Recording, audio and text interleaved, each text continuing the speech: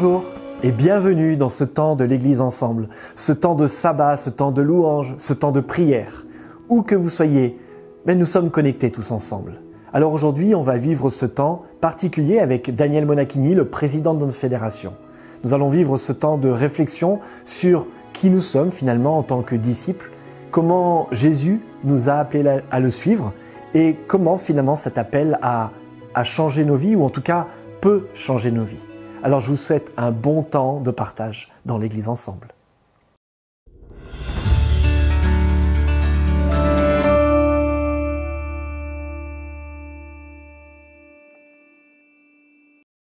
Fixe les yeux sur le Maître,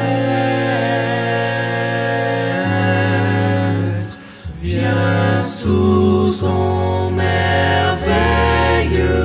regard, et tu seras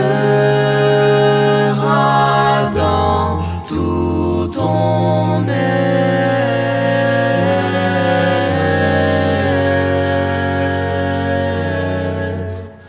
vivifié pour lui mis à part.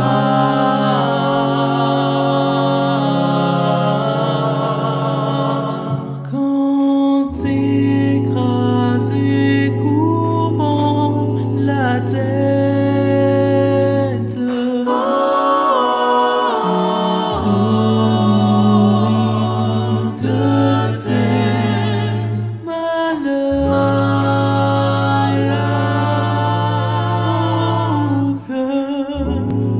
le désespoir te guette, te livrant au pire frayeur. Fixe les yeux sur le Maître, viens sous son merveilleux regard, et tu seras dans tout ton être.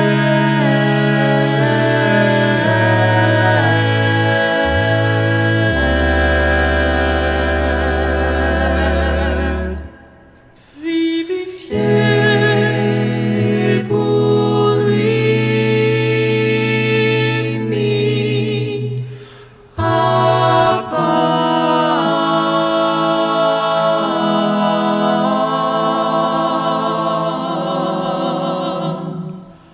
Fixe les yeux sur le Maître.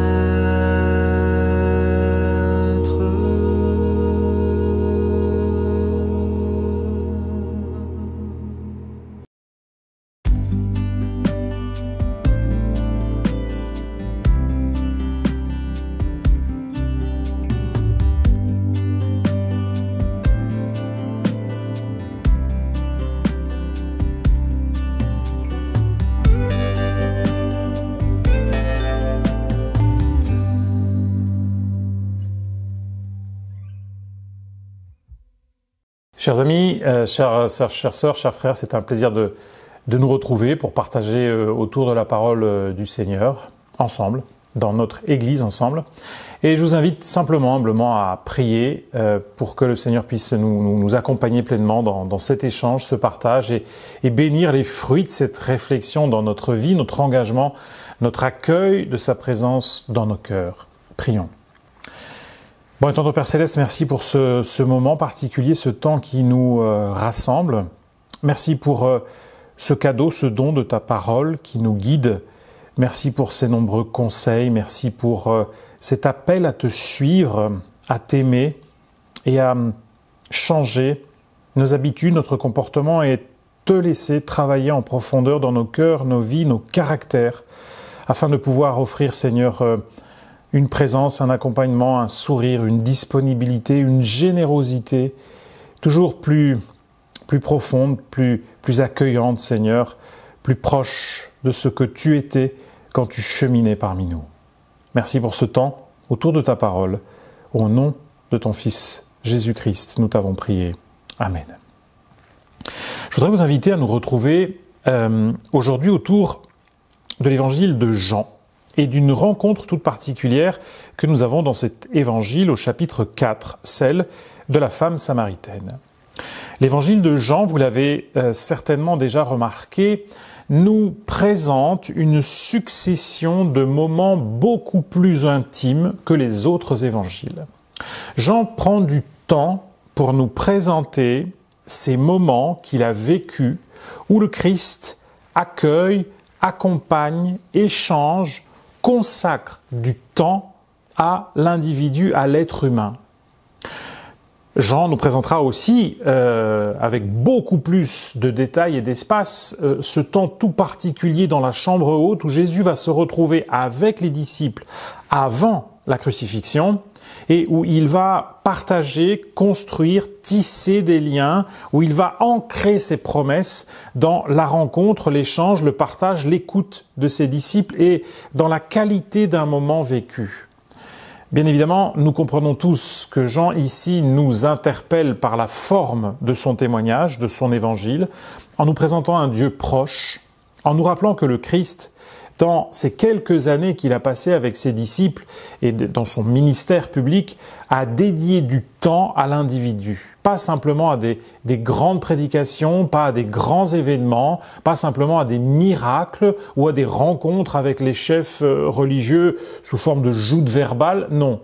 Jésus consacre, dédie du temps de qualité à la rencontre de l'individu. Le Créateur rencontre sa créature dans un moment de qualité. Il est à l'origine de cette rencontre. Il veille à la qualité, à l'intimité de l'échange, à la profondeur de l'échange et à l'impact, à la transformation que cet échange va susciter chez l'autre. Nous pourrions prendre bien évidemment aussi, juste avant cette rencontre magnifique avec Nicodème que nous retrouverons dans l'évangile de Jean, mais ici nous prenons ce temps avec cette femme qui vient de ce territoire, Samarie. Ce territoire, et vous connaissez, nous connaissons un peu cette animosité, cette distance, dans certaines périodes, ce mépris, parfois même cette haine entre ces deux peuplades voisines, les Samaritains et les Juifs. Jésus a volontairement amené ses disciples en terre de Samarie. Il aurait pu choisir, la géographie du texte nous le dit, un autre parcours, mais non, on choisit la Samarie, on traverse un lieu qu'on ne traverse pas d'habitude, on rencontre des gens qu'on n'a pas envie de rencontrer, et vous vous rappelez, petit détail du texte, nous lirons quelques versets, je vous invite à méditer par la suite tout le chapitre 4, bien évidemment. Nous prendrons l'essentiel de ce temps.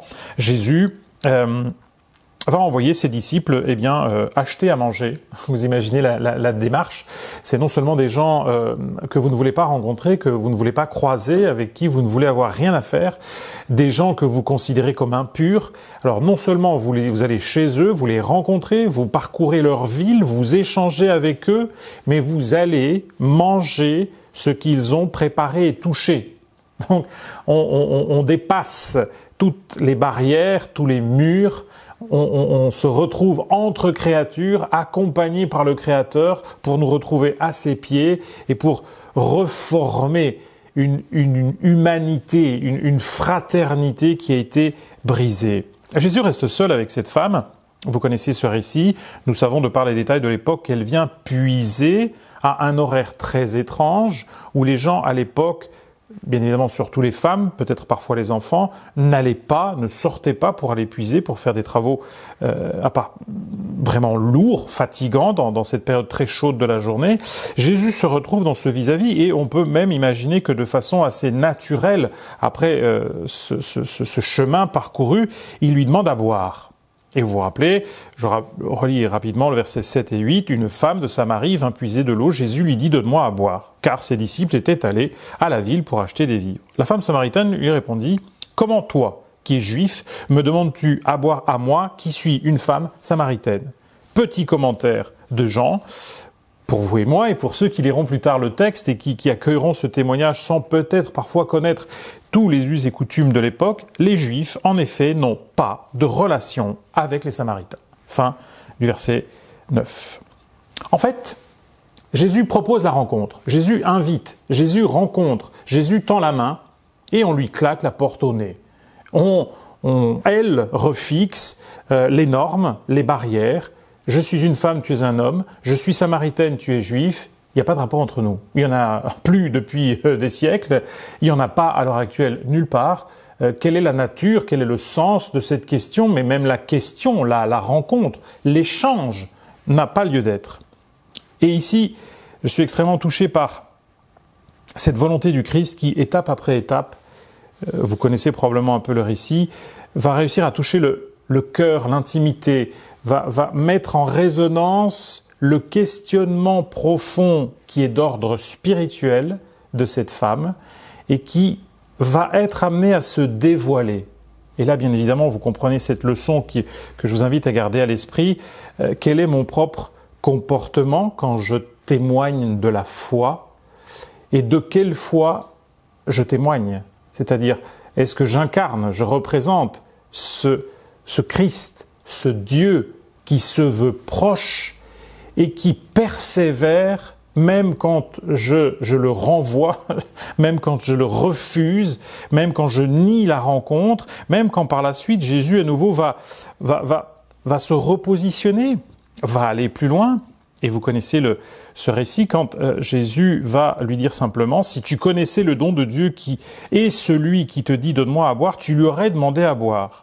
Alors certainement, on sait très bien que cette référence par la suite à l'eau vive peut interpeller, questionner déjà cette femme. La référence à la spiritualité est placée, la semence est plantée, mais malgré tout, vous connaissez la suite. On va avoir ici une réponse qui se teinte de suffisance, de moquerie, et qui à nouveau met la distance. C'est-à-dire, elle va un peu, se moquer du Christ dans une posture qui place à nouveau la distance entre eux, en se demandant comment lui peut puiser de l'eau, comment lui est plus grand en référence à cette histoire malgré tout commune de leur père Jacob qui a puisé, qui en a bu et qui a donné à boire à ses troupeaux. Et donc, vous voyez qu'il y a ici cette suffisance, cette méfiance, cette distance, cette moquerie, et pourtant, encore une fois, le Christ ne s'arrête pas à cette suffisance, à cette moquerie, et probablement vous et moi, très souvent avons rencontré, et la rencontrons encore, cette suffisance et peut-être ce sourire, cette moquerie, cette ironie, quand vous témoignez de votre foi et vous voulez partager. Est-ce que j'abandonne? Est-ce que je me dis non, alors lui, elle, on laisse tomber?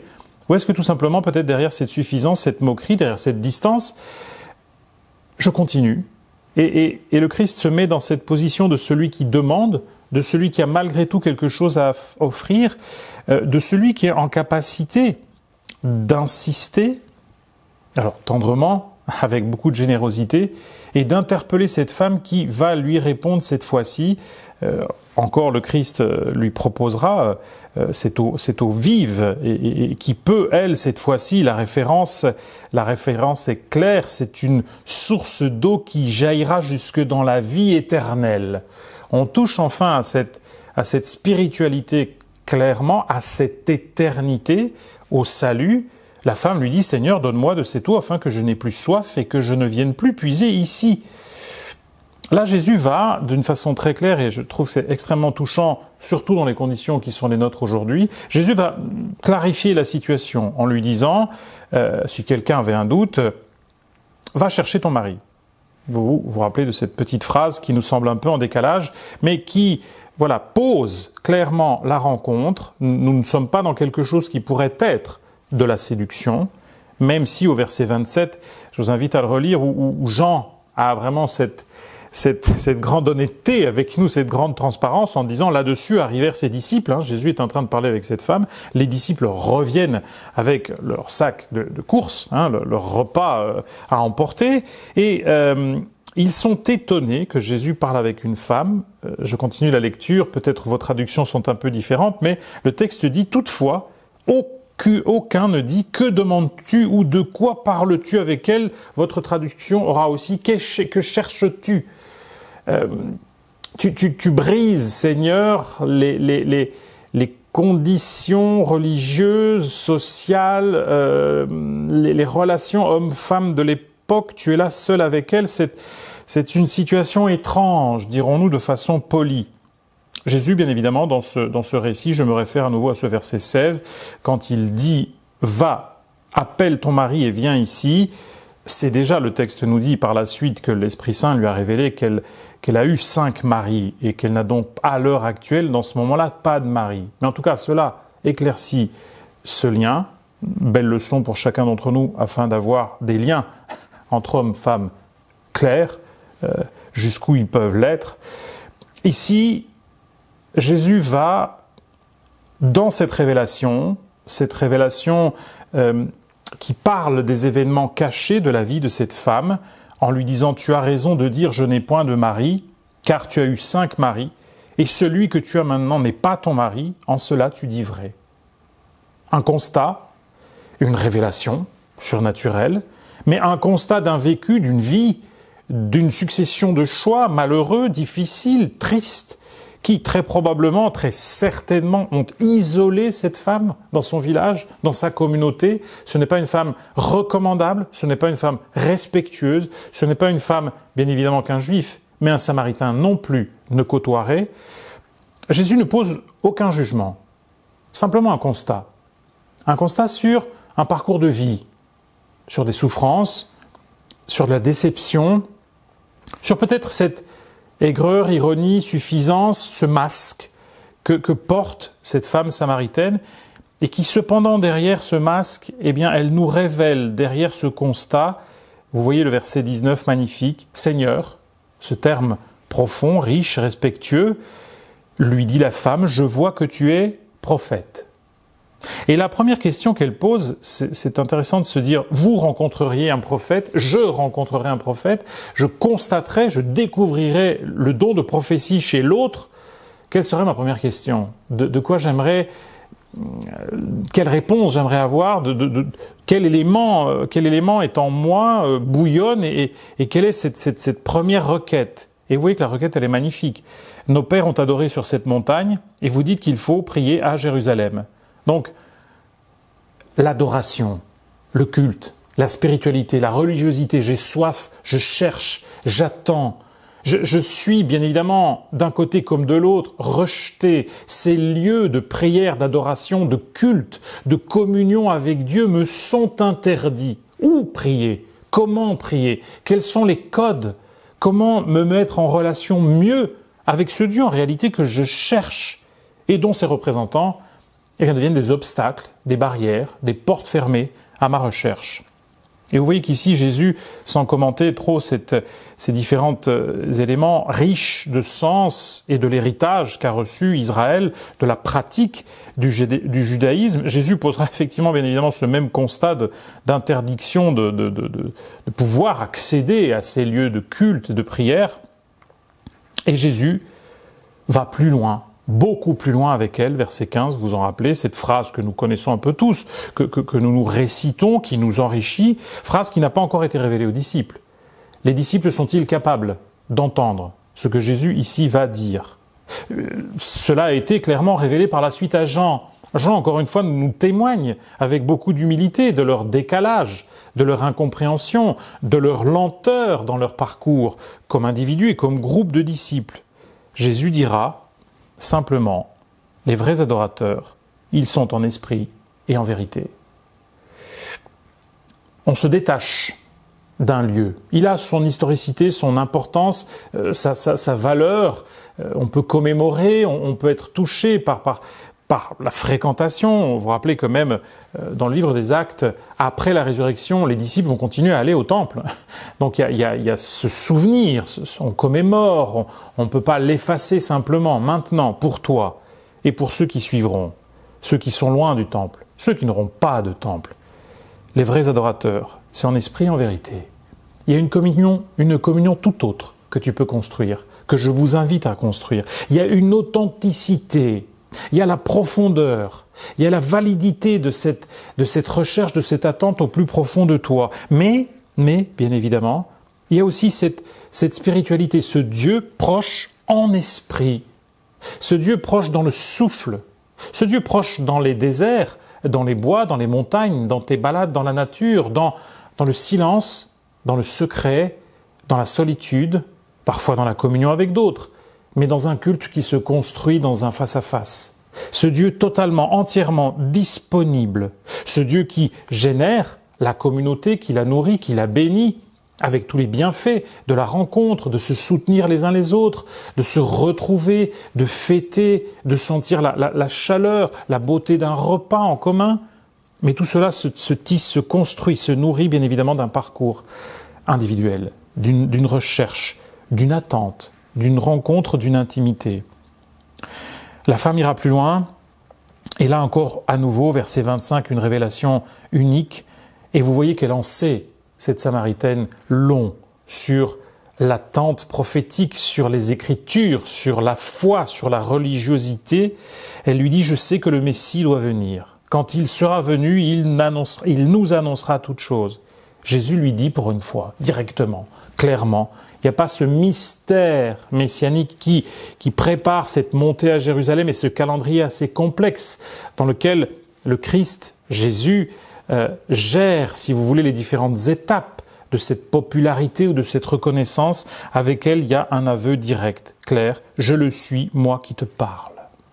Là-dessus, nous avons quelque chose, et j'attire en conclusion votre attention sur la profondeur de cette rencontre. Au verset 29, on nous dit « Cette femme va vers les gens de son peuple, les gens de sa ville, et leur dit « Venez voir un homme qui m'a dit tout ce que j'ai fait, ne serait-ce point le Christ ?» Et de là, on a une espèce de conversion de masse. Des gens qui vont à la rencontre du Christ.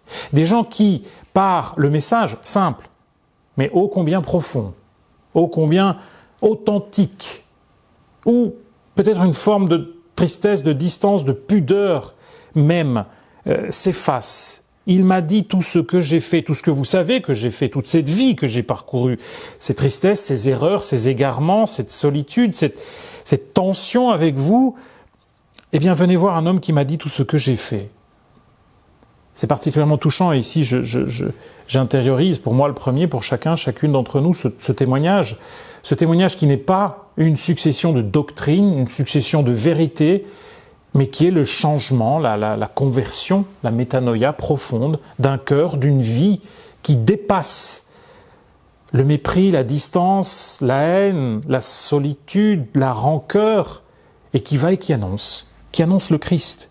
Et vous voyez qu'au verset 41, et encore une fois je vous inviterai à pouvoir étudier tranquillement, en paix tout ce texte, un beaucoup plus grand nombre crurent à cause de sa parole, et il disait à la femme, ce n'est plus à cause de ce que tu as dit que nous croyons. Il y a donc cette rencontre personnelle. Mais au verset 39, vous avez ce très beau témoignage, plusieurs Samaritains de cette ville crurent en Jésus, à cause de cette déclaration formelle de la femme, il m'a dit tout ce que j'ai fait.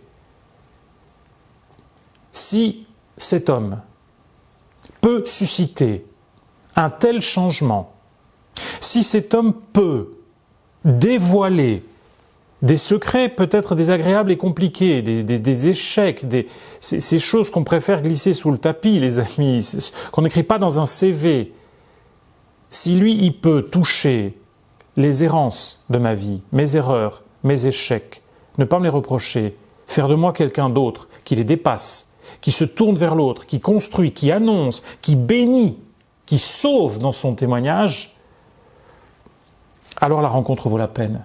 Alors je veux le connaître. S'il est en capacité de susciter un tel changement, une telle ouverture, une telle dynamique, alors cet homme, ce Christ, je veux le rencontrer. Il y a ici un appel formidable, profond, qui m'émeut, qui nous dépasse, qui m'interpelle dans mon témoignage, dans mon vécu de chaque jour, dans ma façon de porter le Christ, d'annoncer le Christ, de vivre en chrétien le christianisme, de vivre ce chemin de disciple. Il y a une profondeur l'écho d'une vie changée, la capacité à reconnaître des erreurs, des échecs, des moments peut-être un peu honteux, et de dire avec lui, par lui, grâce à lui, continuellement en lien avec lui, je suis une autre personne. Parce que pour lui, je ne suis pas la somme de mes échecs. Je vaux bien plus. Je suis une créature digne, unique, voulue, aimée. Et aujourd'hui, par sa volonté, un collaborateur, une collaboratrice avec lui, guidé par sa présence, son esprit, un instrument entre ses mains. Je nous invite et je vous invite tous à revisiter, réétudier, nous laisser toucher, méditer, contempler ces rencontres, cette parole, nous laisser nourrir, accompagner, bénir, transformer par ce Christ, afin de pouvoir aujourd'hui, face parfois à la suffisance, à la moquerie, au désintérêt, eh bien, à l'angoisse de certains, eh bien, pouvoir être des hommes, des femmes qui incarnent ce lien, cette parole, cet amour, ce respect, cette présence. Que le Seigneur fasse de chacun, de chacune, quel que soit son parcours, un instrument entre ses mains afin de partager cet évangile, cette bonne nouvelle. Amen. Merci à Daniel Monachini pour ce temps de réflexion. À présent, nous sommes invités à apporter à notre Dieu nos dîmes que nous avons préparées, mais aussi l'élan de notre cœur, nos offrandes. Pour cela, vous pouvez le faire, vous avez l'habitude maintenant, tout simplement en cliquant sur le lien qui est en description de cette vidéo. Pour ma part, je vous souhaite une très bonne semaine, un très bon sabbat et je vous donne rendez-vous à la semaine prochaine.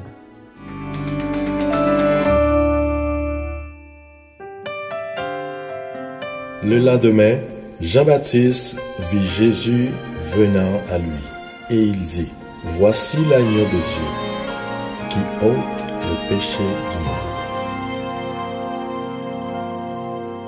Le roi de l'univers aurait pu venir parmi nous dans sa splendeur. Il aurait pu descendre vêtu d'une lumière qui révèle sa grandeur. Il aurait pu surgir en guerrier, en conquérant sur un cheval blanc. Oh, oh oui. Mais il savait que pour payer nos péchés, il fallait un agneau. Seul un agneau pouvait mourir sur cette croix. Seul un agneau dont le sang paierait pour moi. Aucun autre n'effacerait mon péché. C'est pourquoi le Tout-Puissant descendit simplement pour se donner comme un agneau.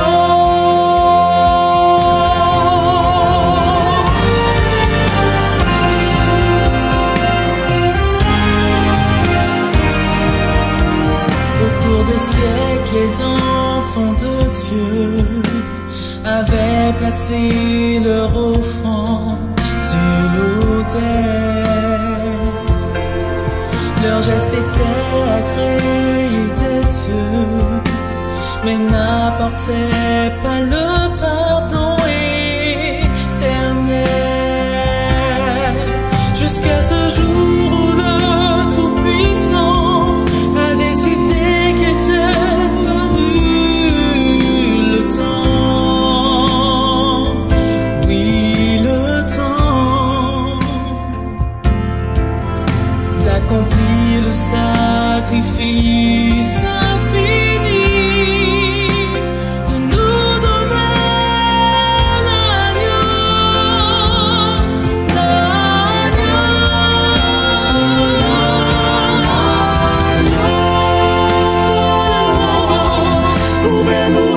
sur cette croix, seul un agneau dont le sang paierait pour moi aucun autre n'effacerait mon péché.